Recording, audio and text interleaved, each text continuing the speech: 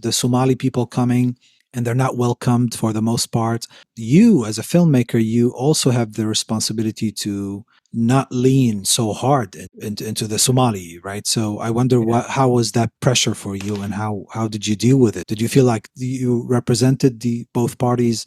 I did. So one of the things in which you always, as a filmmaker, to believe in is that your audience are intelligent people. They're not idiots. You don't need to tell them things. You don't need to feed them in order for them to make up their mind. As a matter of fact, being respectful as a storyteller is to empower the viewer's ideas. That's where you can make a difference, and that's where you can actually enter into their psyche. And one of the things in which you have to be able to do is place part of the responsibility on their shoulders, not yours. As a filmmaker, you have to bring authentic experiences to them. As viewer, you have to take those experiences and interpret it in your own way.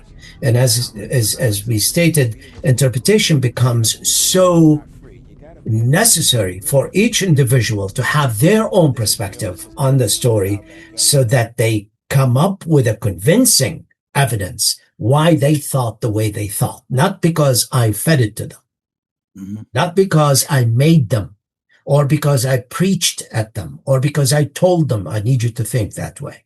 What I did is ensure that the story had all the elements to be able to allow them the free thinking, while at the same time embed a different layer underneath, allowing the emotional parts to exist in the way I edited, in the way I added certain things where, for example, you see a child when people are screaming at each other and they're outside in the cold, and this young girl, maybe 4 or 5, wearing this pink jacket with a sign saying, "My best friend was born in a different place."